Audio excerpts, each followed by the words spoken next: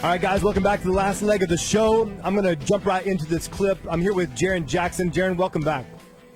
Hey, let's go. All right, we set this up in the last segment, but this is a clip from a broadcast recently on X. It was supposed to be primarily a grassroots broadcast, but it attracted the likes of General Flynn, Marjorie Taylor Greene, Matt Gaetz. And Jarrin Jackson had a chance to jump on and speak, and this is what he said. This is a little bit of a lengthy clip, but I want to play it in its entirety so you can get the whole thing. So hang with me. You're not going to regret it.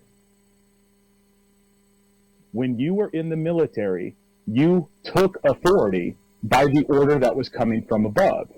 Now that you are out of the military, you are the authority, we the people. That means something.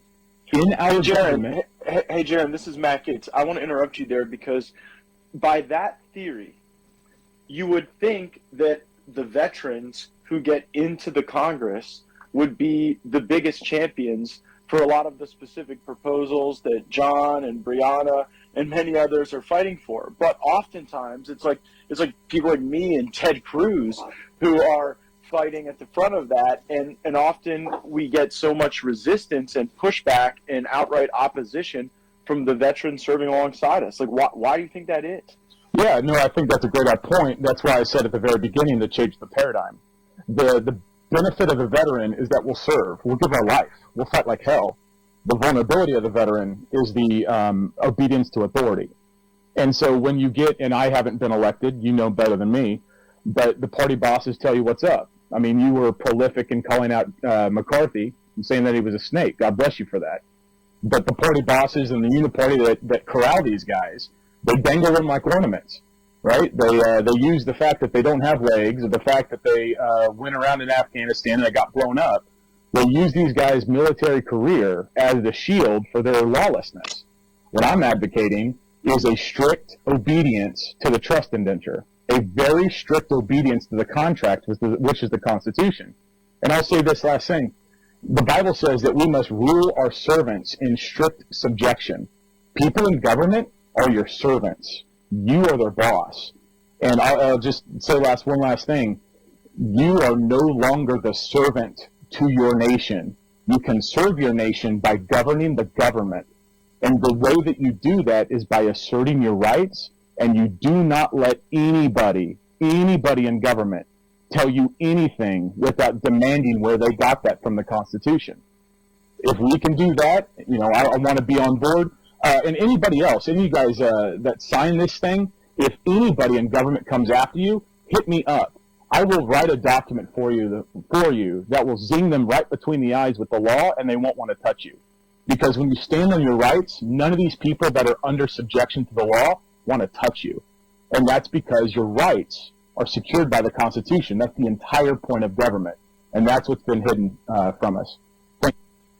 All right. So tell us a little bit about what was actually going on. You hinted to it in the last segment whenever Matt Gaetz interrupted you. Yeah, so the psychology what's going on is that Matt Gaetz he's a servant. People might think that he's a conservative rock star. And, I like him politically. But he serves us. And what I did, the first part of the clip was that I was telling the audience where their power was. I was telling them the state constitutions. I was telling them their rights. I was telling them how to assert their power in the law. And he had to interrupt me. I was the only speaker that was interrupting. He had to interrupt me because he was telling on the people that were prohibiting him from doing his job. He's a servant, and he knows what I was saying was right.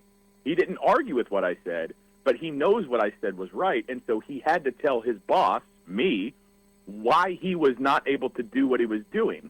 And because of that, he was saying, hey, these other guys are stopping me. And you have to understand psychologically, when government servants, when people who are in subjection to the law have the law brought to them, they either run or they start telling on each other. They start making excuses. Those guys are stopping us from being able to do our job because they know that they're in trouble. They know that the law is against them. And this is why it's important for you to know your rights. It's important for you to know your state constitution, because that is how you peacefully get remedy. You don't need to rise up and have guns and militias. You just need to read the words of your state constitutions, and when your government does anything, bring the law directly to them, and they break if they're out of the law, if they're out of bounds. Man, it's great words. I think that it's very encouraging to a lot of people. I got so many questions, and you and I spoke at length yesterday, and I look forward to some more conversation, Jarrin, because I believe this is a conversation that needs to be had, not just between two people like you and I, but with the people. And so, and you do it weekly. So tell people a little bit about your live stream and how they can tune in.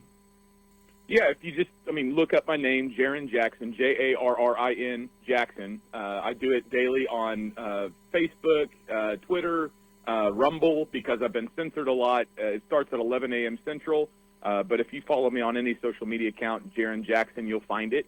And this is what I do every day. I basically just bring people back to the fundamental law, but I do it from a biblical perspective because this nation is a Christian nation. It was founded by Christians, for Christians, and Christians have disengaged from public life, which is why we have the nation we have.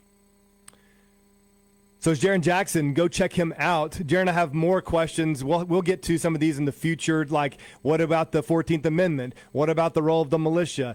How does this impact the Christian nationalist narrative? So many additional questions that we need to get to. So we'll have to do this again soon, man. Yeah, God bless. Anytime, just let me know. All right, Jarrin, appreciate you. You guys go check him out, Jarrin Jackson. You can find him on Rumble, on Telegram. Just look up Jarrin Jackson, Jarrin. Great stuff, man. It really, I believe, is coming more and more back to the fundamentals. Like he mentioned, the fundamental law and truly understanding it. And we have to spend time, both ourselves and with our kids, with our family, investing in the truth, seeking the truth. And then, hey, the truth will make us free. And the truth will give us the boldness to stand when we need to stand. I so appreciate you guys. There's always so much more to get to, but hey, that's why we're going to do it again tomorrow. So I look forward to seeing you back here Thursday. Tell someone about it. Tell them to meet you here as well. I'll see you then. You're listening to The Jake Merrick Show.